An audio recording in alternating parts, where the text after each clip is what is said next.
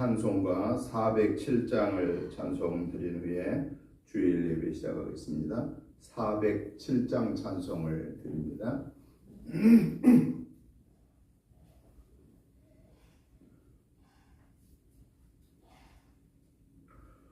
구주와 함께 나 죽었으니 구주와 함께 나 살았도다.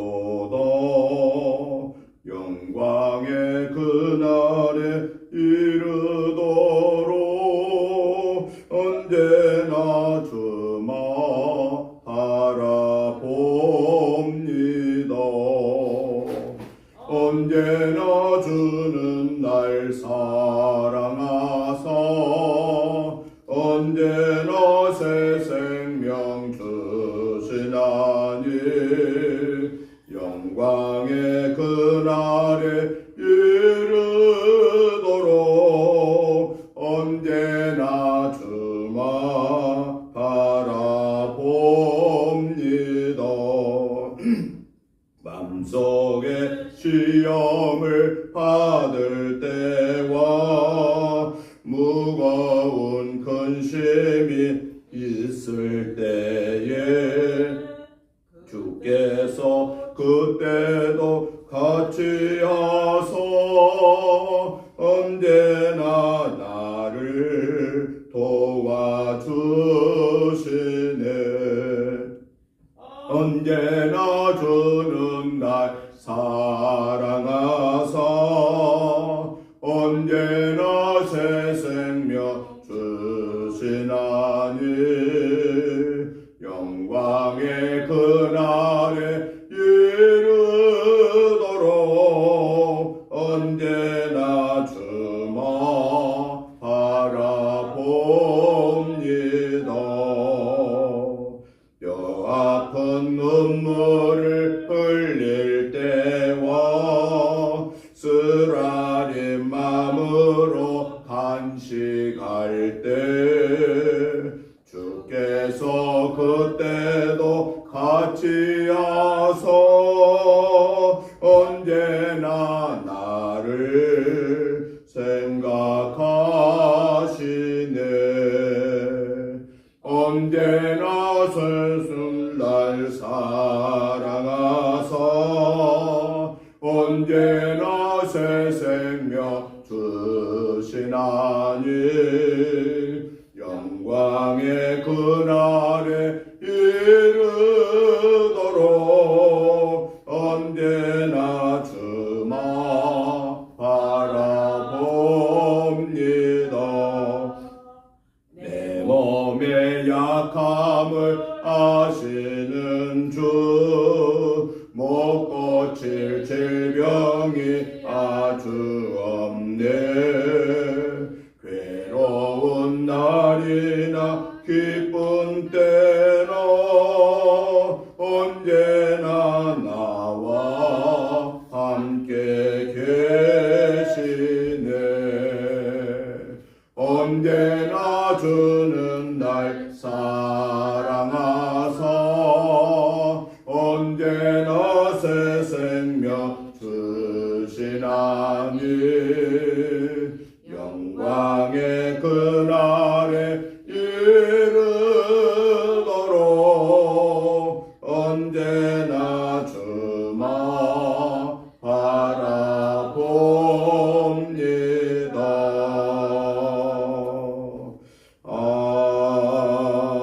아멘.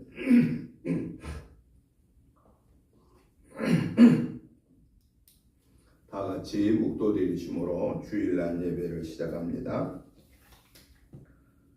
여호와여, 주의 장막에 머무를 자 누구 오며 주의 성산에 사는 자 누구 오니이까. 정직하게 행하며 공의를 실천하며 그의 마음에 진실을 말하며 그의 혀로 남을 허물하지 아니하고 그의 이웃에게 악을 행하지 아니하며 그의 이웃을 비방하지 아니하며 그의 눈은 망령된 자를 멸시하며 여호와를 두려워하는 자들을 존대하며 그의 마음에 서원한 것은 해로울지라도 변하지 아니하며 이자를 받으려고 돈을 구워주지 아니하며 뇌물을 받고 무죄한 자를 해하지 아니하는 자이니 이런 일을 행하는 자는 영원히 흔들리지 아니하리이다. 하나님이여 나를 지켜 주소서. 내가 죽게 피하나이다. 거룩하시고 자비로우신 하나님 아버지, 은혜와 사랑과 축복하심을 감사합니다.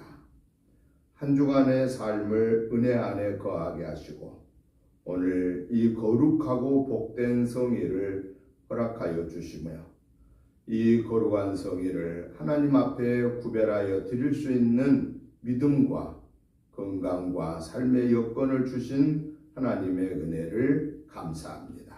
하나님 영광 받으시옵소서. 저희들의 모든 허물죄를 예수 그리스도의 보혈의 피를 의지하여 회개합니다. 허물죄를 기억하지도 마시고 뒤로 돌려주시고 용서하여 주소서. 이 예배가 하나님 받으시기에 합당한 거룩한 산제사가 드려지게 하여 주옵소서.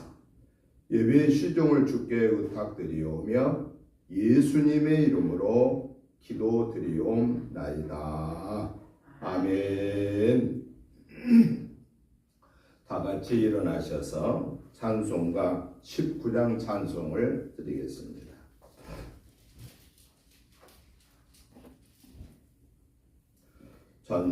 찬송하는 소리 있어 사람 기뻐하도다. 하늘 아버지의 이름 거룩하도다. 세상 사람 찬양하자. 거룩하신 하나님께 할렐루야 할렐루야 할렐루야 아멘. 하나님의 나라 권세 영원토록 있도다. 하나님의 영광 나라 거룩하도다. 하늘 보좌 계신 주님 세상 주관하시도다. 할렐루야 할렐루야 할렐루야 아멘. 하나님의 크신 섭리 그 뜻대로 되도다. 우리 아버지의 뜻은 거룩하도다. 주여 속히 임하셔서 기쁜 날을 주옵소서. 할렐루야 할렐루야 할렐루야 아멘.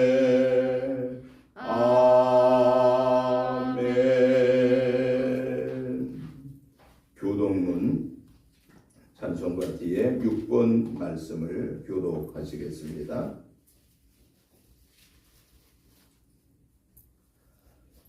여호와여 일어나옵소서.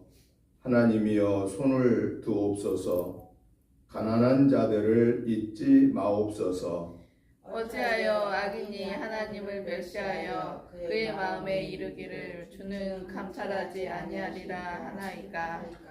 주께서는 보셨나이다. 주는 재앙과 원한을 감찰하시고 주의 손으로 갚으려 하시오니 외로운 자가 주를 의지하나이다. 주는 벌써부터 고아를 도우시는 이시니이다. 악인의 팔을 꺾으소서. 악한 자의 먹을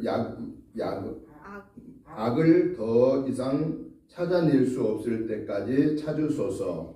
여호와께서는 영원 무궁하도록 왕이시니 이방 나라들이 주의 땅에서 멸망하였나이다.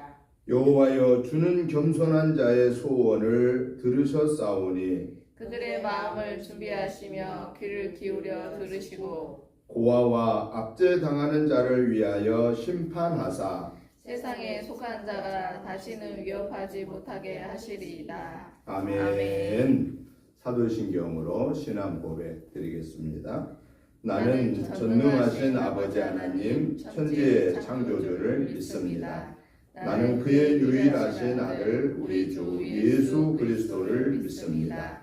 그는 성령으로 잉태되어 동정녀 마리아에게서 나시고 본디오 빌라도에게 고난을 받아 십자가에 못 박혀 죽으시고 장사된 지 사흘 만에 죽은 자 가운데서 다시 살아나셨으며 하늘에 오르시어 전능하신 아버지 하나님 우편에 앉아 계시다가 거기로부터 살아있는 자와 죽은 자를 심판하러 오십니다. 나는 성령을 믿으며 거룩한 공교회와 성도의 교제와 죄를 용서받는 것과 몸의 부활과 영생을 믿습니다. 아멘. 앉아주시기 바랍니다. 찬송가 93장 찬송을 들으신 후에 김남숙 사모님 나오셔서 기도해 주시겠습니다. 93장 찬송을 드립니다. 예수는 나의 힘이요 내 생명 되시니 구주 예수 떠나 살며 죄 중에 빠지리 눈물이 앞을 가리고 내 맘에 근심 쌓일 때 위로하고 힘주시리 주 예수. 예수는 나의 힘이요 내 친구 되시니 그네를 간구하며 긍성히 받으리. 햇빛과 비를 주시니 주수할 곡식 많도다. 귀한 열매 주시는 주 예수. 예수는 나의 힘이요 내 기쁨 되시니 그 명령을 준행하여 늘 충성하겠네. 주야로 보호하시며 바른 길 가게 하시니 의리하고 따라가리 주 예수. 예수는 나의 힘이요 내 소망 되시니 이 세상을 떠나갈 때 곧 영생 얻으리. 한없는 복을 주시고 영원한 기쁨 주시니 나의 생명 나의 기쁨 주 예수. 아멘.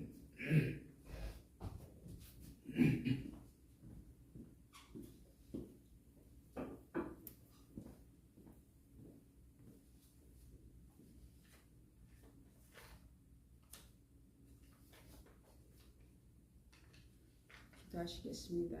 사랑과 은혜가 풍성하신 하나님 아버지, 지난 한 주간도 주님 안에서 살게 하시고 오늘 주님 앞에 기쁨으로 예배드리게 하심에 감사드립니다. 아멘. 이 시간 성령님의 임재 가운데 우리의 몸과 마음을 하나님이 기뻐하시는 거룩한 산 제물로 드리는 영적 예배가 되기를 원하오니 아멘. 주여 기쁨으로 받아주시옵소서. 아멘. 지난 한 주간 동안도 화를 참지 못해 지었던 모든 죄를 회개하며 나아갑니다. 아멘. 그리스도의 제자로서 주의 영광을 위해 살아가야 함에도 불구하고 때때로 죄를 짓고 살았음을 회개합니다. 아멘. 나는 죽고 오직 예수로 살아가는 역사가 우리 삶 가운데 나타날 수 있도록 주여 축복하여 주시옵소서. 아멘. 부지 중에 지은 죄가 있다면 그 또한 용서하여 주시고 아멘. 날이 갈수록 주님의 온유하신 성품과 사랑을 닮아가는 우리 모두가 되게 하여 주시옵소서. 아멘. 성도의 삶을 위하여 기도합니다. 이 땅의 현실은 어렵고 힘들지라도 주 예수와 동행하면 그 어디나 천국이 되는 줄로 믿사오니 아멘. 매 순간마다 천국을 경험하는 삶이 되게 하여 주시옵소서. 아멘. 땅의 것보다 하늘의 것을 사모하는 저희가 되게 하시고 이 아멘. 땅에 살아가는 동안 그 어떤 고난도 유혹에도 믿음으로 살아냈던 추억을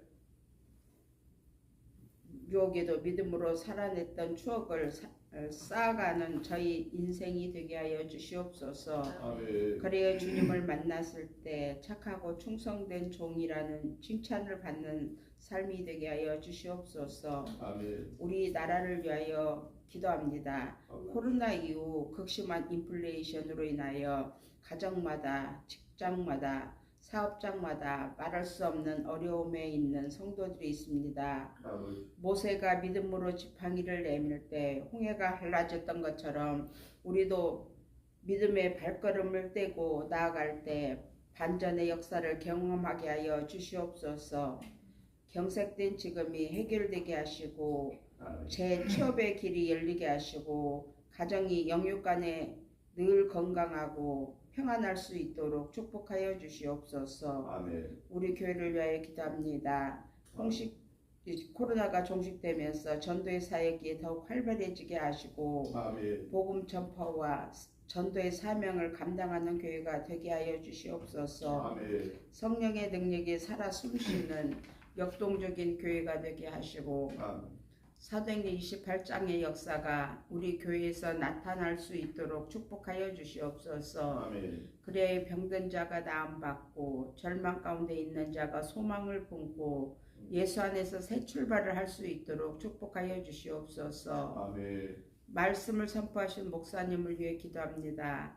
목사님의 전 인격을 성령의 두루마기로 감싸 주셔서 아멘. 선포하는 말씀에 권위가 있게 하시며 아멘. 듣는 이의 심령에 변화의 능력이 되게 하여 주시옵소서. 아멘. 드리는 찬양의 가사에 우리의 기도가 되어 하나님을 높여드리는 시간이 되게 하여 주시옵소서. 아멘. 또 선교사님들을 기억하사 필요한 모든 것들을 채워주시고 아멘. 돕는 손길을 허락하여 주시옵소서. 아멘. 오늘 예배를 기쁨으로 받아주실 줄 믿사옵고 우리를 구원하신 예수님의 이름으로 기도드립니다. 아멘. 하나님의 말씀을 봅니다. 누가복음 신약성경 누가복음 1장 26절부터 2장 20절 말씀까지를 우리 같이 교독하시도록 하겠습니다.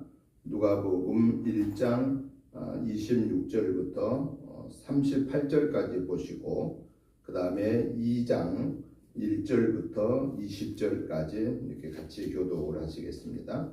먼저 누가복음 1장 26절부터 38절까지를 교독하겠습니다. 제가 먼저 봅니다. 여섯째 달에 천사 가브리엘이 하나님의 보내심을 받아 갈릴리 나사렛이란 동네에 가서 다윗의 자손 요셉이라는 사람과 약혼한 처녀에게 이르니 그 처녀의 이름은 마리아라. 그에게 들어가 이르되 은혜를 받은 자여 평안할지어다 주께서 너와 함께 하시도다 하니 처녀가 그 말을 듣고 놀라 이런 인사가 어찌함인가 생각하매 천사가 이르되 마리아여 무서워하지 말라 네가 하나님께 은혜를 입었느니라. 보라 내가 잉태하여 아들을 낳으리니 그 이름을 예수라 하라. 그가 큰 자가 되고 지극히 높으신 이의 아들이라 일컬어질 것이요 주 하나님께서 그 조상 다윗의 왕위를 그에게 주시리니 영원히 야곱의 집을 왕으로 다스리실 것이며 그 나라가 무궁하리라.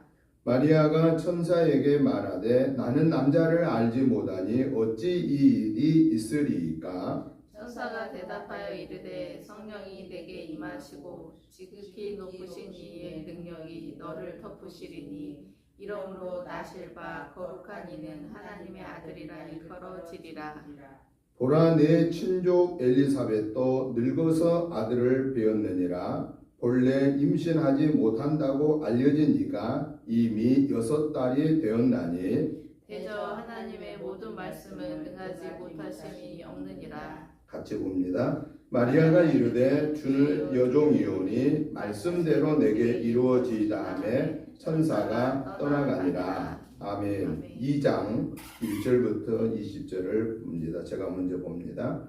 그때에 가이사 아구수도가 영을 내려 천하로 다 호적하라 하였으니 이 호적은 구레뇨가 수리아 총독이 되었을 때 처음 한 것이라. 모든 사람이 호적하러 각각 고향으로 돌아가매 요셉도 다윗의 집 족속이므로 갈릴리 나사렛 동네에서 유대를 향하여 베들레헴이라 하는 다윗의 동네로 그 약속한 마리아와 함께 호적하러 그 약혼한 마리아와 함께 호적하러 올라가니 마리아가 이미 잉태하였더라. 거기 있을 그때에 해산할 날이 차서 첫 아들을 낳아 강보로 싸서 구이에 누였으니 이는 여관에 있을 곳이 없음이었더라. 그 지역의 목자들이 밤에 밖에서 자기 양떼를 지키더니 주의 사자가 곁에 서고 주의 영광이 그들을 두루 비침에 크게 무서워하는지라. 천사가 이르되 무서워하지 말라. 보라 내가 온 백성에게 미칠 큰 기쁨의 좋은 소식을 너희에게 전하노라. 오늘 다윗의 동네에 너희를 위하여 구주가 나셨으니 곧 그리스도 주시니라. 너희가 가서 강보에 쌓여 구유에 되어 있는 아기를 보리니 이것이 너희에게 표적이니라 하더니 호련히 수많은 천군이 그 천사와 함께 하나님을 찬송하여 이르되 지극히 높은 곳에서는 하나님께 영광이요 땅에서는 하나님이 기뻐하신 사람들 중에 평화로다 하니라. 천사들이 떠나 하늘로 올라가니 목자가 서로 말하되 이제 베들레헴으로 가서 주께서 우리에게 알리신 바 이 이루어진 일을 보자 하고 빨리 가서 마리아와 요셉과 구유에 누인 아기를 찾아서 보고 천사가 자기들에게 이 아기에 대하여 말한 것을 전하니 듣는 자가 다 목자들이 그들에게 말한 것들을 놀랍게 여기되 마리아는 이 모든 말을 마음에 새기어 생각하니라. 목자들은 자기들에게 이르던 바와 같이 듣고 본 그 모든 것으로 인하여 하나님께 영광을 돌리고 찬송하며 돌아가니라. 아멘. 아멘. 오늘 우리가 같이 교독하신 누가복음 1장 26절부터 38절 또 2장 1절부터 20절의 말씀의 내용을 보면은 예수님께서 마리아에게 천사가 예고한 대로 탄생하신 그 내용들을 다루고 있고요. 특별히 가장 중요한 사실을 보면은 예수님이 탄생하신 목적에 대해서 말씀하고 있다라는 것입니다. 그래서 저는 오늘 이 본문의 말씀을 중심해서 예수님의 탄생과 목적이라고 하는 이런 주제로 오늘 말씀을 두 가지로 정리를 해보고요. 그리고 이 본문을 통해서 우리에게 주시는 말씀, 기록되어진 성경을 통해서 오늘 우리에게 하나님이 말씀하시고자 하는 내마, 교훈이 무엇인가에 대해서 살펴보면서 말씀의 은혜를 받고자 합니다. 먼저 오늘 본문에 있는 누가복음 1장 26절부터 38절까지의 내용을 먼저 보면은 여기서는 예수님의 탄생에 대한 예언과 그 예수님의 탄생의 예언을 받은 마리아의 그 자세를 보여주고 있는 내용입니다. 그러면 먼저 누가복음 1장 26절부터 37절까지를 보니까 예수님의 탄생에 대한 그 예언의 내용을 우리가 살펴보면은요, 한 네 가지로 26절부터 37절에 볼 수 있는데요. 이 예수님의 탄생에 대한 이 예언의 내용이 우리 인간의 생각으로는 그렇게 쉽게 받아들일 수 있는 예언이 아니다 그 말이죠. 우리의 인간의 이 지식과 경험으로 그렇군요 이렇게 그렇군요라고 수긍하고 그것을 이해해서 받아들일 만한 그러한 내용은 아니다라는 거예요. 그러니까 우리의 인간의 생각으로 그것을 받아들이기는 좀 어려운 그런 내용이다. 또 다른 말로 표현하면은 불가능하게 여겨진 내용이었다라는 겁니다.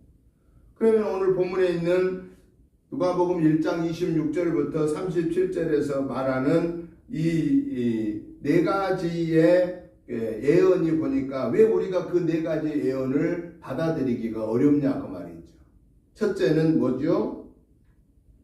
성령으로 잉태하겠다라고 말합니다. 천사 가브리엘이 마리아에게 하신 말씀이 성령으로 잉태한다라고 말합니다. 여러분, 우리 인간의 이 지식으로 인간의 사고로 사람이 태어나는데 과정이 어떻게 해서 태어납니까? 난자와 정자의 결합을 통해서 착상을 하여서 사람이 태어납니다. 그런데 오늘 성경에 뭐라고 말씀해요? 성령으로 잉태한다. 성령은 뭘 말씀합니까? 하나님의 영. 하나님의 영에 의해서 잉태한다. 착상해서 아이가 태어난다라는 것. 이걸 우리가 어찌 받아들일 수 있겠냐 그 말이죠. 이 땅에 과학적으로 증명을 해도 도저히 불가능한 일이고, 지금까지 우리의 이 인류의 역사를 보면은 인간의 번성의 과정을 통해서 볼 때에 이건 도저히 불가능한 일이다 라는 거예요. 그런데 오늘 성경에서 하나님의 사자 천사가 마리아를 찾아와서 하신 말씀이 네가 성령으로 잉태할 것이다 라고 이렇게 이야기를 했다는 거예요. 두 번째 천사 가브리엘이 마리아에게 예언한 내용이 뭐지요? 그 다음에 보니까 성령으로 잉태하는데 누구를 낳을 거라고 그랬어요? 아들을 낳을 거다 그랬어요. 아들을 낳을 거다. 요즘에는 의술이 발달해가지고 초음파를 임신 중에 초음파를 통해서 아들인지 딸인지가 일정 그 기간이 지나면 분별이 된다잖아요. 초기에는 분별이 안 됩니다. 이 난자와 정자가 만나서 착상을 하였는데 일정 기간이 지나야만 이게 남성, 여성, 성이 분별되는 거지 처음부터 절대 아무도 모릅니다. 의학적으로도 아무리 좋은 과정을 통해서 처음에는 모릅니다. 남성과 여성으로 분류된 이후에 그때는 초음파를 통해서 요즘은 분별하는 것을 알게 돼요. 아, 남성이구나, 여아구나, 남아구나 이거를 알게 됩니다. 그런데 이 말씀이 주어진 2000년이 훨씬 지난 전에 이것을 그냥 천사가 하신 말씀이 성령으로 잉태되어 아들을 낳을 것이다. 어찌 이걸 받아들일 수가 있냐라는 거. 아들일지 딸일지를 어떻게 압니까? 아무런 조사를 해보지도 않은 상황에서. 이것도 당시에 도저히 이해할 수 없는, 받아들일 수 없는 그러한 상황이었다 하는 겁니다. 세 번째, 천사 가브리엘이 마리아에게 예언한 내용이 보니까 어떤 내용이죠? 그 이름을 누구라고 한다고 그랬어요? 이름을 예수라 한다라고 했어요. 예수라고 한다. 여러분, 태어날 때 이름 바꿔 오셨나요? 그런데 유일하게 성경을 보면 이름 바꿔 오신 분이 있는데 예수님보다 6개월 전에 오신 분이 누구죠? 요한이잖아요. 요한. 사가랴와 엘리사벳의 가정에 오게 된 그 요한도 역시나 그 가정에 이미 사가랴나 엘리사벳의 그 세례 요한의 어머니 엘리사벳은 이미 나이가 많아서 아이를 생산할 수 없는 상황이었다고 그랬잖아요. 근데 그때도 역시 이 엘리사벳에게 누가 왔어요? 주의 사자가 와서 이 엘리사벳의 가정에 아이를 주겠다라고 얘기를 했습니다. 그런데 사가랴나 엘리사벳이 믿었어요? 안 믿었어요? 믿지를 못했죠. 왜냐하면 여태까지 아이가 없었고 이미 아이를 낳을 수 있는 가임기가 엘리사벳에게서는 지나갔고 인간적인 과학적인 여건으로는 도저히 불가능한데 그 이미 나이 많아 늙은 그 상황에서 주의 사자가 와서 아들을 낳을 거다라고 하는 거예요. 그리고 믿지 못하니까 하나님의 약속이 그대로 이루어질 것이라고 하는 증거로 뭘 보여줬죠? 사가랴, 세례 요한의 아버지 사가랴가 뭘 못하게 되면 그런 거예요? 말을 못하게 되어버린 거예요. 네가 내 아들이 태어날 때까지 너는 말을 못하게 될 거다. 그때부터 말을 못한 거예요. 그러면 결국은 하나님의 약속이 이루어진다고 하는 거예요? 안 이루어진다는 거예요? 이루어진다라는 것을 증거로 보여준 거예요. 그래서 결국은 세례 요한도 불가능한, 인간의 생각으로 불가능한 상황에서 하나님의 사자를 통해서 예고받고 하나님의 예고를 받고 왔고 그 역시나 이름을 누구라고 하라고 그랬어요? 이름을 요한이라고 하라고까지 얘기를 했어요. 그리고 그 요한을 통해서 앞으로 하나님이 하실 일이 있는데 그 뒤에 오실 6개월 뒤에 오실 예수님의 사역을 감당하는 광야에서 외치는 자의 소리의 사명을 감당하게 될 때인데 그 요한을 구별하여서 독주를 먹지 말고 몸을 성결하게 유지하여 하나님의 사람으로서의 삶을 살게 하라고 예고하신 그 과정을 보면은 역시나 요한에 오게 되는 것도 이름까지 받고 왔는데 이게 바로 요한에 이어서 예수님도 역시 이름을 받고 왔는데 예수님의 이름은 전혀 요한의 이름과는 상황이 다른 이름입니다. 요한은 자기가 할 수 있는 이름을 갖고 온 거예요. 먼저 광야에 외치는 내 뒤에 오시는 그 예수님을 증거하는 하러 다니는 이름이다 그 말이죠. 그거는 가능한 일이에요. 그런데 예수라고 이름을 하라 그랬어요. 예수라는 이름의 뜻이 뭐죠? 저희 백성의 죄에서 건져 구원한다 라고 하는 거예요. 여러분, 저들의 백성의 죄로부터 건져 구원하는 그 역할을 한다고 하는 것이 사람으로서는 도저히 불가능한 일이다 라는 겁니다. 죄의 문제를 어찌 사람이 해결할 수가 있냐라는 거예요. 절대 사람이 죄의 문제를 해결할 수 없다라는 거예요. 그런데 오늘 천사를 통해서 마리아에게 예고한 내용을 보니까 예수님이 이 땅에 오신 목적은 저들의 백성을 죄로부터 영원한 지옥의 형벌로부터 건져내어 구원받은 하나님의 자녀의 권세를 회복하게 하기 위함이다 라고 예언하고 계십니다.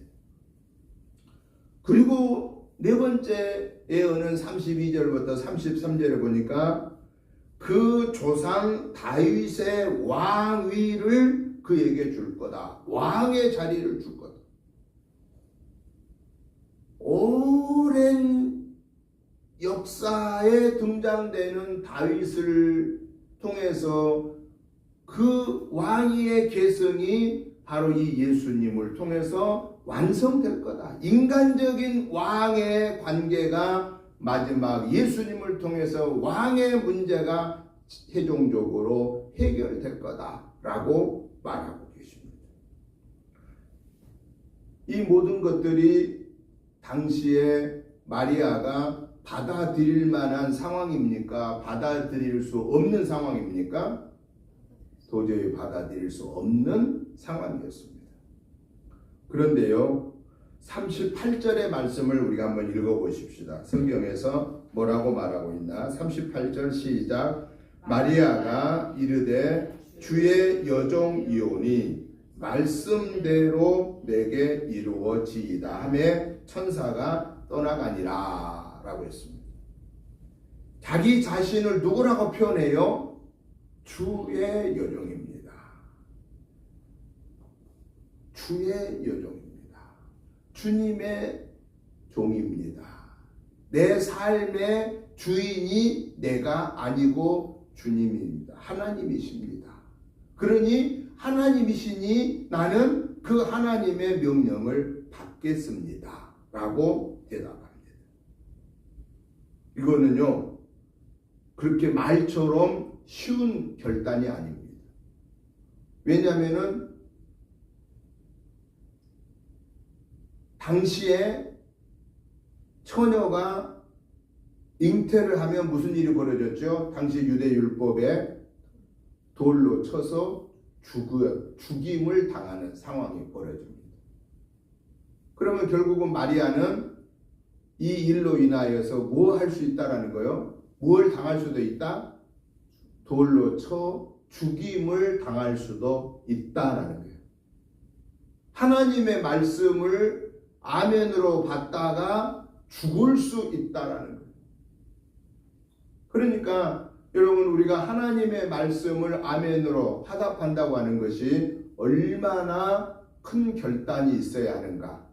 하나님의 말씀을 우리가 설교를 통해서 들을 때나 또 기록된 성경 하나님 말씀을 내가 볼 때에 성령님이 나에게 강권적으로 말씀하신 그 말씀 앞에 아멘, 내가 이렇게 화답을 하고 화답했으면 순종하는 거거든요. 순종하는 그 결단의 삶은 마치 마리아가 하나님의 말씀대로 내가 성령으로 잉태한다는 것을 제가 받아들이겠습니다. 왜냐? 나의 주인은 내가 아니고 하나님이시기 때문에 내가 그 말씀을 받아들여 죽을지언정 내가 그것을 받아들이겠습니다. 라고 하는 고백처럼 오늘 우리도 하나님의 사람 된 구원받은 우리는 역시 우리가 하나님의 말씀을 아멘으로 받을 때에는 어떤 각오가 있어야 되느냐? 그 말씀을 지켜 사는 동안에 내 육신의 삶에 위기가 온다라고 하는 것을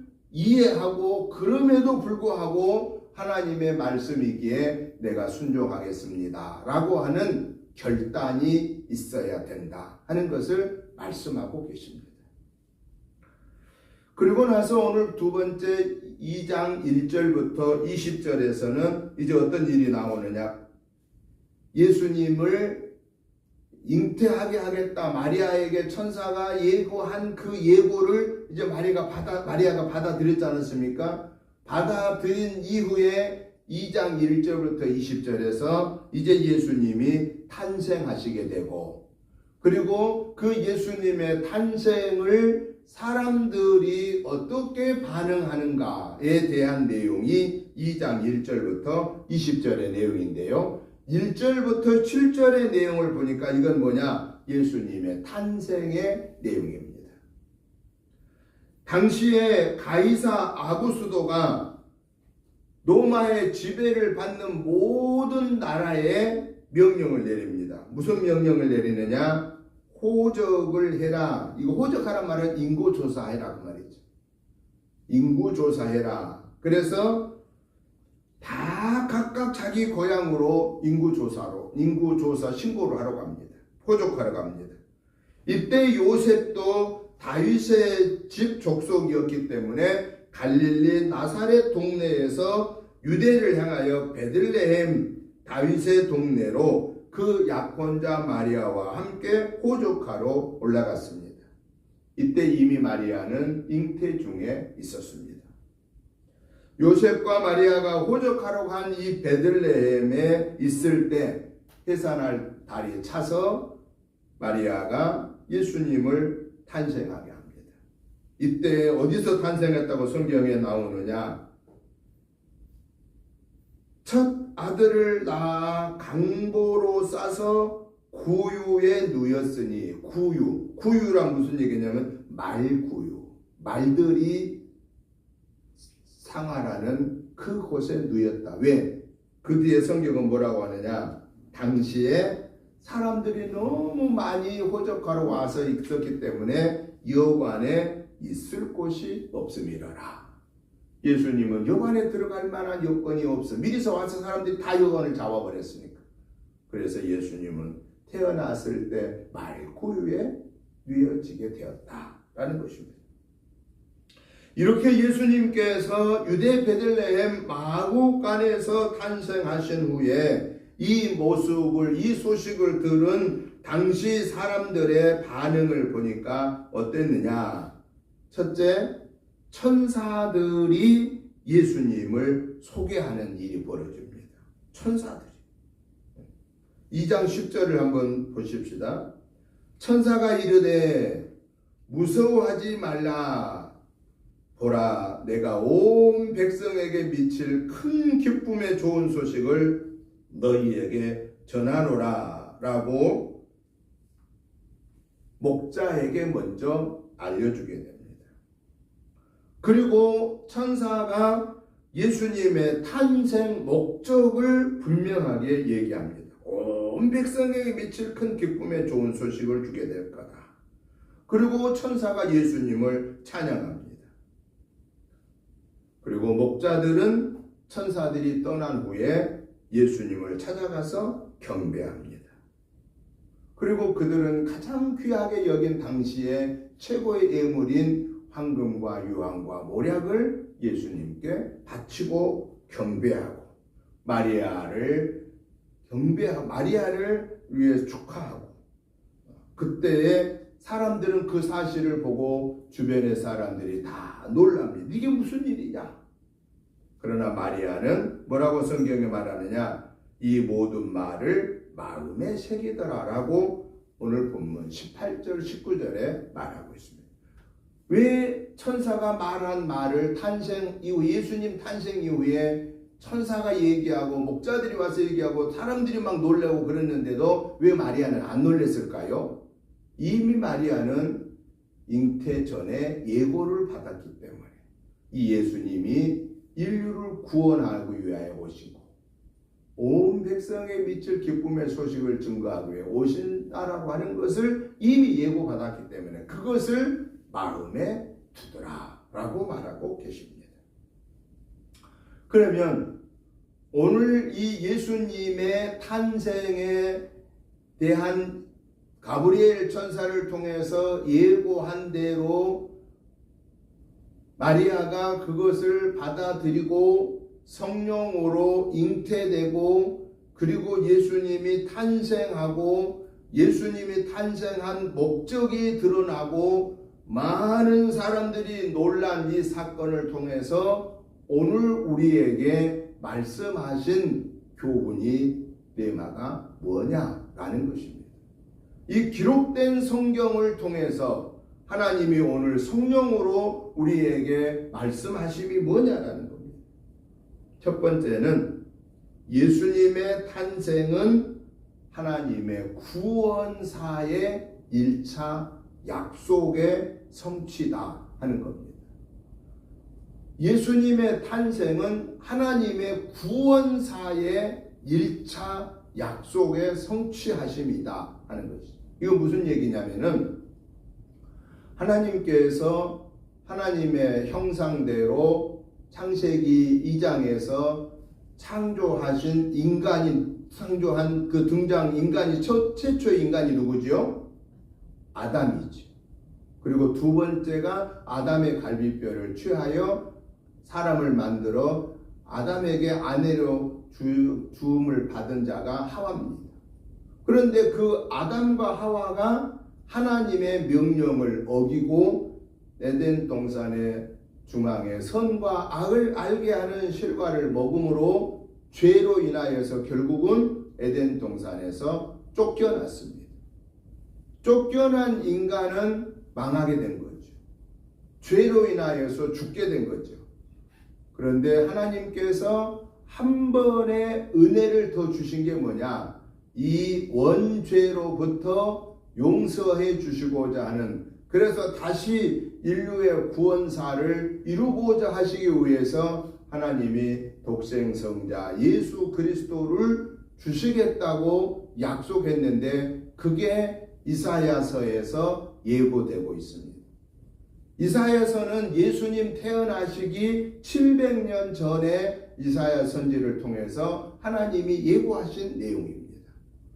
그 예고한 것이 700년 후에 천사 가브리엘을 통해서 마리아에게 예고하고 마리아가 그걸 아멘으로 받아들일 때에 마리아에게 성령으로 잉태하신 예수님이 오셔서 이제 드디어 탄생하신 이 예수님의 탄생은 하나님의 구원사의 1차 약속의 성취다. 그런데 그 1차 하나님의 구원사의 약속의 성취는 누구를 통해서만 이루어지느냐? 예수님이 나중에 성장하여 33세에 십자가에 달려 죽으심의 사건을 통해서, 그리고 예수님이 부활하심으로 인하여서 예수를 믿는 자는 누구든지 죽어도 살겠고 무릇 살아서 예수님을 믿는 자는 영원히 죽지 아니하리라고 하신 그 하나님의 약속이 보장되어지게 됐다라는 것입니다. 이게 하나님의 구원사의 1차 약속의 성취입니다. 그 예수님이 하늘나라로 가십니다. 뭐 하러 가시죠? 우리가 갈 곳을, 즉 어떤 사람, 이제 하나님의 구원사의 1차 약속이 이루어졌으니까 우리를 구원하기 위해서 다시 우리가 갈 곳을 에덴 동산을 마련해야 되지 않겠습니까? 이미 에덴 동산에서 쫓겨난 인간들에게 다시금 하나님은 에덴 동산을 만드시기 위해서 예수님이 아버지께로 가시면서 하신 말씀이 내가 아버지께로 가서 너희가 있을 곳을 예비하고, 그러니까 우리가 예수님을 믿는 자가 있을 곳은 다시 말하면은 제2의 에덴 동산이에요. 왜? 제1의 에덴 동산은 신라곤이 되어버린 거예요. 잃어버린 거예요. 낙원을 잃어버린 거예요. 다시 예수님을 믿는 자가, 구원받은 자가 갈 수 있는 제2의 에덴 동산을 준비하기 위해서 예수님이 아버지께로 가신 겁니다. 가시면서 오늘 예수님을 믿어 구원받은 우리에게 명령하신 것이 있어요. 그 명령이 뭐지요? 그 명령이 마태복음 28장 18절부터 20절, 사도행전 1장 8절에서 명령합니다. 마태복음 28장 18절에서 19절은 무슨 얘기를 하십니까? 너희는 가서 모든 족속으로 제자를 삼아 아버지와 아들과 성령의 이름으로 세례를 주고 가르쳐 지켜 행하게 해라 라고 하신 말씀입니다. 그리고 사도행전 1장 8절에서 뭐라고 말씀하십니까? 오직 성령이 너희에게 임하시면, 그러니까 이 마태복음 28장 18절 19절의 이 말씀을 가서 모든 족속으로 제자를 삼으려면은 뭐가 전제돼야 된다는 거예요? 그것을 사도행전 1장 8절에서 승천하시기 직전에 예고하신 말씀이에요. 오직 성령이 너희에게 임하시면, 성령을 받아야, 성령의 인도를 받아야만 우리는 주님의 지상명령을 감당할 수 있다는 거예요. 그런데 주님의 지상명령을 감당하는 방법을 구체적으로 말씀하셨는데 그 방법이 뭐죠? 오직 성령이 너에게 임하시면 예루살렘과 온 유대와 사마리아와 땅끝까지 이르러 복음을 증거하라. 예수님을 복음을 증거해라. 예루살렘은 당시에 어디죠? 이스라엘의 수도. 유대는 이스라엘 전체. 사마리아는 당시에 유대인들 순수 혈통을 잃어버린 이방인들. 앗수르에 의해서 북이스라엘이 멸망해 버린, 그래서 그 앗수르에 붙잡혀 갔던 유대 백성들이 70년 동안에 이방 포로 민족 생활하면서 혼합 정책을 써서 결국은 혼혈아가 되어서 돌아오는 그 사람들. 586년에 남유다, 이 남유다는 그래도 바벨론에 의해서 멸망했는데, 바벨론은 그래도 혼합 정책을 쓰지 않아서 남유다, 이 예수님이 오신 유다 이 지파는 유대 혈통을 지니고 왔습니다. 그런데 북이스라엘 솔로몬의 왕의 신하인 그 쪽을 택해버린 솔로몬의 후예를 따라가는 유다 지파는 바벨론에 멸망했지만 순수 혈통을 그대로 유지해 왔고, 에브라임 이 솔로몬의 왕의 그 신하였던 솔로몬을 대적하고 떠나버린 10개 지파, 북이스라엘의 지파는 앗수르에 의해서 멸망당하고 혼합 정책에 대해서 혼혈아를 안고 온 그들을 나중에 다시 이스라엘이 회복되었을 때, 포로에서 돌아왔을 때 이 유다 지파 사람들과 북이스라엘 사람들은 어땠느냐? 관계가 좋을 수가 없었습니다. 저것들은 사마리아인들이야, 유대 혈통을 잃어버렸어 라고 하는 것 때문에 늘 갈등을 겪게 되었습니다.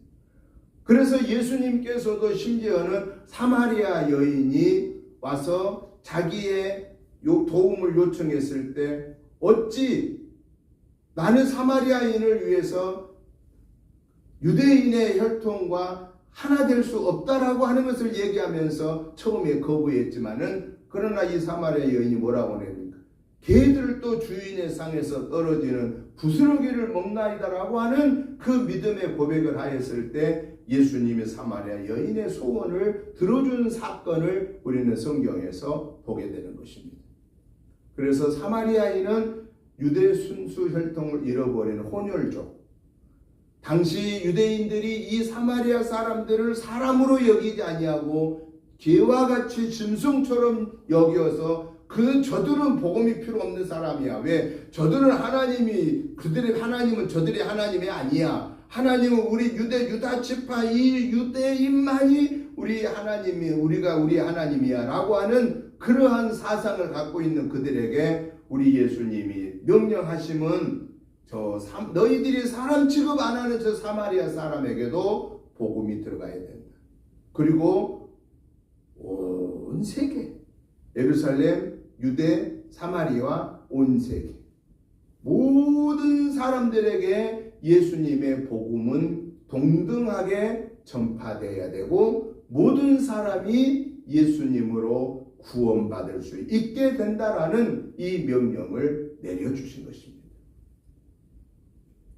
오늘 하나님의 구원사에 동참하는 저와 여러분들은 대상을 가리면 안 된다고. 저 사람은 예수 믿기 틀렸어, 저 사람은 저것 때문에 안 돼, 저 사람은 저것 때문에 안 돼, 이렇게 하면 안 된다라는 것이죠. 하나님의 1차 구원사에는 모두가 다 동참할 수 있다라는 것이죠. 대상을 다 문을 열어놓고. 그러나요, 분명한 사실은 하나님의 2차 구원사의 약속의 성취는 모두에게 주어지질 않습니다. 마지막 날 두 번째 에덴 동산을 완성하시고 예수님이 오실 때에는 왕으로 오신다고 그랬습니다. 만왕의 왕으로 천사장을 앞세우고 오실 것입니다. 그분이 오셨을 때 예수 믿어 구원받은 우리는, 믿음을 지키고 있는 구원의 은혜를 가지고 있는 우리는 들림받아 공중에 들림받게 될 거고, 그리고 무덤에 묻혀 죽어 있는 예수 믿어 구원받은 자들은 무덤에서 일어나서 공중의 혼인잔치에 천년 동안의 그 공중 혼인잔치에 참여하게 될 거고, 구원받지 못한 자들은 예수를 믿는다고 주여 주 하면서도 주의 뜻대로 행하지 못한 자들은 들림받은 자들을 바라보면서 들림받지 못하게 되고, 그들은 고난 속에서 마지막 믿음을 지키기 위해서 순교한 이후에 마지막에 하나님의 최후의 백보자 심판 때에 그때 겨우 구원받아 영원한 하나님의 심판에서 처음에 들림받은 공중의 천년에 참여하는 자들과 마지막에 들림받지 못한 자들이 믿음을 지키기 위해서 순교한 그 믿음의 사람들만이 영원한 제2의 에덴 동산에 들어가게 된다는 것입니다. 그렇지 못한 자는 아쉽지만 그 영원한 에덴 동산에 들어가기가 어렵다라는 사실입니다. 그런 거로 오늘 제1 구원사에 동참한 저와 여러분들은 해야 할 일이 있습니다. 어떤 일을 해야 되느냐? 내 가족, 내 친척, 내 이웃, 더 나아가서는 온 인류의 영혼을 구원하는 일을 위해서 우리는 게을리어서는 안 된다라는 것입니다. 왜냐?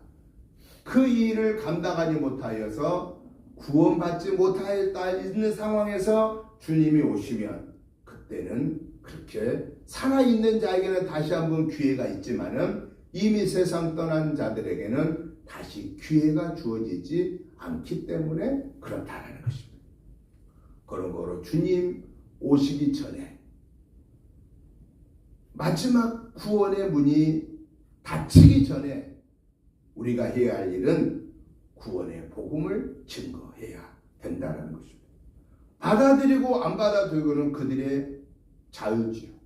그러나 그 결과는 무서운 심판이라고 하는 사실을 우리는 두렵고 떨리는 마음으로 증거하여 저와 여러분들이 하나님의 부름 앞에 섰을 때에 우리가 하나님 앞에 책망받지 않도록 우리에게 주어진 복음의 사명을 감당해라 라고 하는 사실입니다. 또 하나 중요한 오늘 말씀의 이 내만은 왜 우리가 이 구원의 복음의 소식을 증거해야만 되느냐라는 거예요. 그 두 번째 이유가 오늘 성경에서 분명하게 말씀하고 계시는데, 오늘 성경에 말씀한 내용을 보니까 누가복음 2장 10절 말씀으로 한번 다 같이 읽어보겠습니다. 누가복음 2장 10절. 천사가 이르되 무서워하지 말라. 보라, 내가 온 백성에게 미칠 큰 기쁨의 좋은 소식을 너희에게 전하노라. 아멘. 큰 기쁨의 좋은 소식이다. 복음이 큰 기쁨의 좋은 소식이다. 이 복음이 뭐죠? 예수 그리스도의 하나님 되심, 예수 그리스도의 사람 되심, 예수 그리스도의 십자가의 죽으심과 부활하심, 예수 그리스도의 승천하심, 예수 그리스도가 다시 오셔 재림하셔서 영원한 영생을 우리에게 주실 예수님에 대한 내용을 복음이라고 말하고, 그 복음이란 말을 헬라의 원어로는 유앙겔리조라고 말하고 영어로는 굿뉴스, 좋은 소식, 기쁨의 좋은 소식. 여러분, 우리가 하나 전제해야 될 것은 기쁨의 좋은 소식이라고 해도 모든 사람에게 다 좋은 소식이 될 수 있을까요? 이 땅의 소식은 절대 이 땅의 소식으로는 모든 민족이 다, 모든 인류가 기쁨의 좋은 소식이 될 수가 없습니다. 지금 우리가 2세계의 나라가 보통 지금 200개의 나라로 분류되고 있지 않습니까? 200개 나라에게 200개 나라의 모든 그 우주인들 70억이 넘는 사람들에게 어떤 그 기쁨의 소식이 똑같이 기쁨의 소식이 될 수는 없다라는 거예요. 만약에 여러분 전쟁이 일어나서는 안 됩니다. 어떤 나라든 전쟁은 비참한 거니까. 그런데요, 그 전쟁에서 만약에 전쟁에서 종전을 했다. 전쟁이 끝났다. 그러면은 사실은 기쁜 소식이잖아요. 전쟁이 끝났으니까. 그런데 그 기쁜 소식이 승전한 나라는 기쁜 소식이 되지만 패전한 나라는 어떻겠어요? 슬픔의 소식입니다. 우리나라가 일본의 침략을 받았을 때 우리는 슬픔의 역사입니다. 36년 동안 주권을 잃어버리는 그런 비극의 날입니다. 일본은 막 환호성을 질렀겠지요. 우리가 1945년 8월 15일에 광복한 이 사건은 우리에게는 엄청난 기쁨의 소식입니다. 그런데 반대로 일본은 기쁨의 소식이었을까요?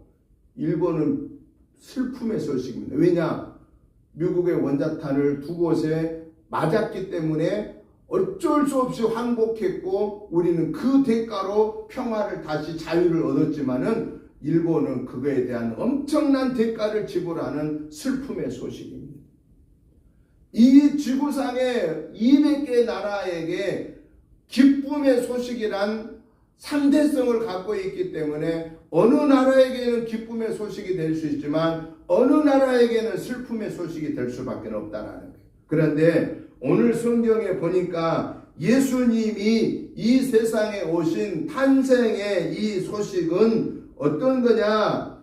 온 백성에게 미칠 큰 기쁨의 좋은 소식이라는 거예요. 온 백성에게 미칠 기쁨의 좋은 소식. 오늘로 말하면 예수님이 오신 이 탄생의 사건은 200개 나라의 모든 나라에게 70억의 모든 사람들에게 기쁨의 소식이 된다. 왜냐 그 말이에요. 왜 예수님이 오심이 200개 나라 민족과 200개 나라 70억의 인구들에게 그것도 큰 기쁨의 좋은 소식이 되냐 그 말이에요.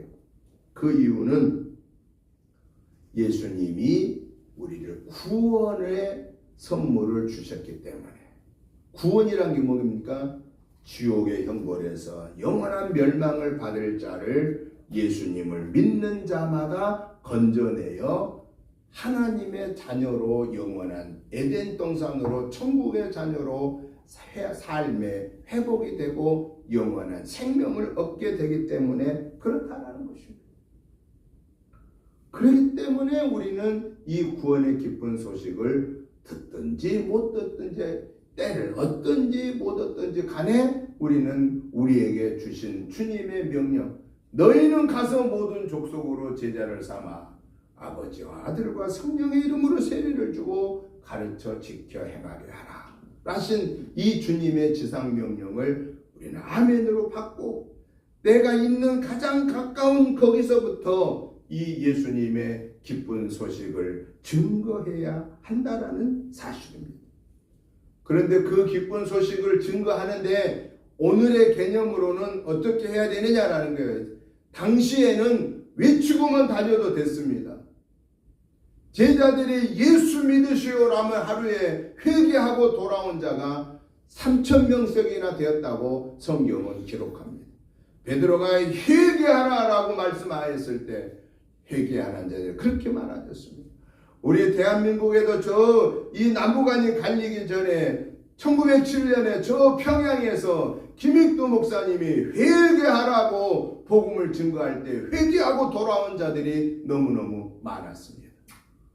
근데 요즘에 지하철 다니고 이러다 보면 회개하라고 예수 믿으라고 외치고 다니면 사람들이 막 좋아하던가요? 얼굴을 찡그립니다. 소음 공해를 느낀다고 막 싫어합니다. 차에다가 막 예수 천당 불신지옥 하면서 크게 막 빨간 글씨를 써가지고 막 차에다 붙이고 다니면 사람들이 막 아멘 아멘 그러던가요? 얼굴을 찡그립니다. 그러면 어떻게 하란 얘기예요? 예수님이 이 복음 증거하는 데 있어서 방법을 우리에게 가르쳐 주는데 뭐라고 했느냐? 너희는 그리스도인의 삶을 살고 복음을 증거하는 삶을 사는데 너희는 비둘기같이 순결하고 뱀같이 지혜로워라. 순결하고 깨끗하게 우리 자신이 먼저 하나님의 자녀된 삶의 모습의 본을 보이고 성결하고 정결하게 구별되어서 다른 사람이 볼 때에 야 저분이 어느 교회 다니는데 저분 목사래 저분 집사래 저분 장로래 야 진짜 우리하고는 다르다 하는 것을 보여주어야 된다는 거. 그리고 그 다음에 뱀같이 지혜로워라. 지혜롭게 해라 그 말이죠. 다른 사람이 거부하지 않도록 해라 라고 하는 거예요. 물론 때로는 길거리에 서서 예수 천당 불신지옥을 외칠 수 있습니다. 그것 나쁜 게 아닙니다. 그거 틀린 것 아닙니다. 그러나 그걸로 인하여서 예수님의 복음이 증거되는데 방해가 되고 장애가 된다면은 그 방법을 바꾸어라 그 말이에요. 그 방법을 바꾸어라. 차에다가 예수 천당 불신지옥하고 크게 빨간불을 써붙여 다닐 수 있습니다. 그거 틀린 건 아닙니다. 그러나 그걸로 인하여서 복음이 증거되는데 방해가 된다면은 절제해라 라고 하는 거예요. 방법을 지혜롭게 해라. 그 중에 가장 중요한 게 내 삶으로 복음을 증거해라. 목소리만 크게 높여서 전하는 걸로 복음의 열매가 맺혀진 것만은 아니다. 때로는 시급한 상황에는 그 목소리 외침을 통해서 회개한 자가 돌아옵니다. 그러나 많은 사람들이, 우리 주변의 많은 사람들이 예수 믿어 하나님의 자녀된 우리의 삶을 주시해 보고 있다라는 것. 저 사람이 예수 믿는다고 그러는데 예수 믿는 사람의 삶은 어떠한가? 나하고 똑같은가? 나하고 차원이 다른 삶을 사는가를 본다라는 거예요. 그러면 우리는 어떻게 해야 되겠습니까? 생각이 그들과 달라야 되고, 말이 그들과 달라야 되고, 행동이 그들과 달라야 된다 하는 겁니다. 그 말은 결국 무슨 얘기예요? 내가 예수님을 위해서, 교회를 위해서 내게 주어진 기득권을 내려놓는다라는 것입니다. 여러분, 오늘 성경에 예수님의 이 복음에 증거한 소식이 결국 14절의 최종 결론입니다. 예수님이 오신 이 세상 사람들에게 주어지는 결론이 뭐냐? 14절 다 같이 읽어봅니다. 지극히 높은 곳에서는 하나님께 영광이요, 땅에서는 하나님이 기뻐하시는 사람들 중에 평화로다. 예수님이 오심으로 하나님이 영광 받아야 된다. 하나님이 영광 받는다는 것은 뭐냐? 하나님의 형상대로 창조됨을 받은 인간들은 하나님을 나의 아버지로 모시고 순종해야 된다 그 말이에요. 하나님은 어떤 것을 가장 영광 받으시느냐? 우리가 뭘 다른 일을 하는 것으로 영광 받는 것이 아니라 더 첫 번째 하나님이 영광 받은 것은 우리가 하나님 자녀로 사는 거, 하나님 자녀된 거. 즉 예수님을 나의 구원의 주로 영접하는 거. 그러면 결국 우리는 하나님의 영광의 자녀가 된다라는 거예요. 그리고 두 번째 하나님은 예수님을 통해서 뭐가 이루어지기를 원하느냐? 이 땅에 평화가 이루어지기를 원한다. 여러분, 평화는 어떻게 이루어집니까? 일반적인 평화와 성경에서 말하는 평화는 다릅니다. 일반적으로 말하는 평화는 예를 들어서 남한과 우리 북한과 우리 대한민국과 어때요? 평화하고 있어요? 갈등하고 있어요? 평화가 아닙니다. 지금 사실은 엄밀히 말하면은 휴전하고 있는 거예요. 전쟁을 잠시 멈추고 있는 거예요. 휴전이에요. 세계적으로 지금 막 전쟁이 일어난 곳이 한두 곳이 아니지 않습니까? 그러면 이러한 때에 평화는 어떻게 해야 이루어진다고 일반적으로 세계적으로 사람들은 얘기하느냐? 힘이 있어야 된다고 생각합니다. 그래서 저 북한이 핵무기를 가지고 있으니까 우리도 북한하고 이기기 위해서는, 평화를 깨지 않기 위해서는 우리도 뭐가 있어야 된다고 해요? 우리도 핵무기가 있어야 된다라고 하는 거예요. 논리적으로 맞는 겁니다. 논리적으로 맞는 거예요. 여러분, 일반적인 평화는 힘이 있을 때 평화가 온다고 생각합니다. 그런데요, 우리 기독교의적인 입장에서 평화는 우리가 말하는 이 힘이 어떤 다른 사람보다 많이 가지고 명예가 더 있고 소유가 많은 것이 그게 힘이 아니라 우리 기독교에서 말하는 이 평화를 가져오는 힘은 사랑입니다. 희생입니다. 양보입니다. 왜 평화가 안 이루어지겠습니까? 양보 안 하려고 하니까.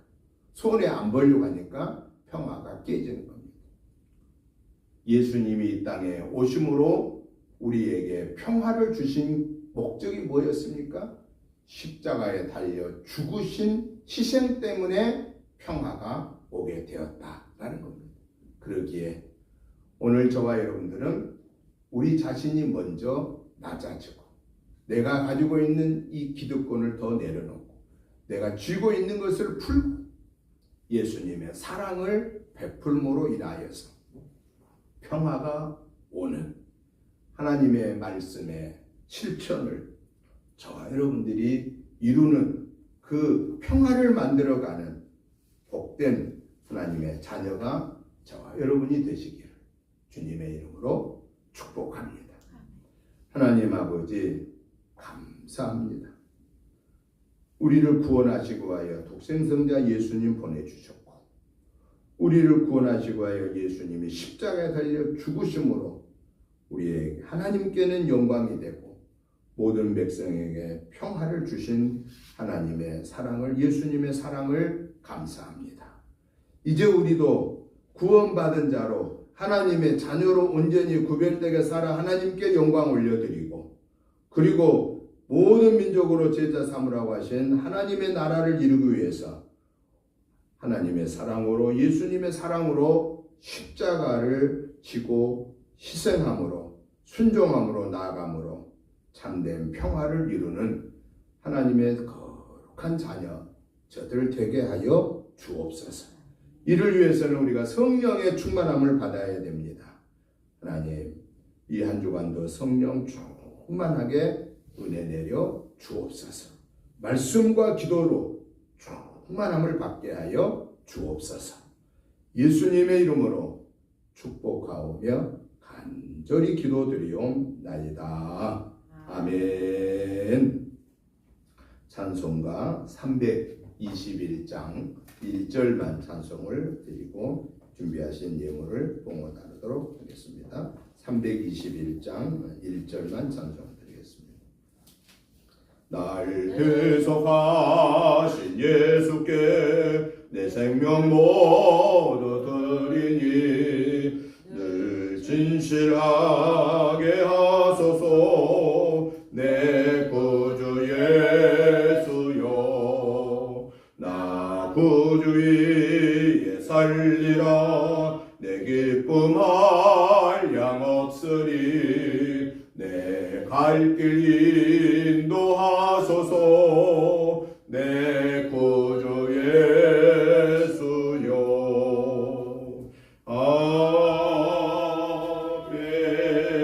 아멘. 하나님 아버지 감사합니다. 하나님의 은혜로 5월을 승리하게 하시고 오늘 마지막 주일 예배로 영광 올려드리게 하시니 감사합니다. 하나님 이제 6월도 주 안에서 승리하게 하옵소서. 5월을 마지막 하나님께 예배 올려드리면서 5월 한 달을 하나님의 구체적인 은혜와 사랑과 축복하심이 너무 크고 감사하여서 감사한 마음을 모아서 함께 예물을 올려드립니다. 주일 예물, 감사 예물, 십일조 예물, 목적 예물들을 기뻐 받아주시고 하나님의 은혜가 함께 하심을 체험할 수 있도록 하늘 보고 여시고 흔들어 차고 넘치도록 채워 주옵소서. 예수님 이름으로 축복하오며 간절히 기도드리옵나이다. 아멘. 광고 말씀을 드립니다. 주보 뒷면을 참고해 주시기 바랍니다. 이번 주 새벽 말씀 왕상 열왕기상 2장부터 8장까지 매일 한 장씩 보시면서 기도해 주시고요. 가정 예배 준비해 놨습니다. 가지고 가셔서 같이 보시기 바랍니다. 또 전도 컨퍼런스가 5월 30일에 공도중앙교회에서 있습니다. 위에서 기도해 주시고요. 코로나 치료제가 우리 한국에서 나올 수 있도록 기도해 주시기를 부탁을 드립니다. 다 같이 일어나셔서 찬송가 96장 1절 4절 찬송 드린 후에 축도함으로 주일날 예배 마치겠습니다. 예수님은 누구신가 우는 자의 위로와 없는 자의 풍성이며 천한 자의 높음과 잡힌 자의 노임되고 우리 기쁨 대신에 예수님은 누구신가 온 교회의 머리와 온 세상의 구주시며 모든 왕의 왕이요 심판하실 주님 되고 우리 영광 되시네. 이제는 우리 주 예수 그리스도의 크신 은혜와 아버지 하나님의 지극하신 사랑하심과 성령님의 감동 감화 충만한 역사하심이 예수님이 이 땅에 오심이 모든 인류에게 큰 기쁨의 좋은 소식이 되었으니 이제 우리는 이 소식을 모든 민족에게 증거하되 가장 가까이에서부터 이 기쁨의 소식을 증거하여 하나님의 나라를 든든하게 세워가는 도구로 쓰임 받겠습니다 라고 다짐하는 저희들과 저희들의 가정과 직장 생업과 자녀손들과 우리 은혜재단과 이 지역과 나라와 민족의회와 온 세계에 흩어져 복음 증거하는 선교사님들과 그 가족 위에 이제부터 영원토록 함께 계시옵기를 간절히 축원하옵나이다. 아멘.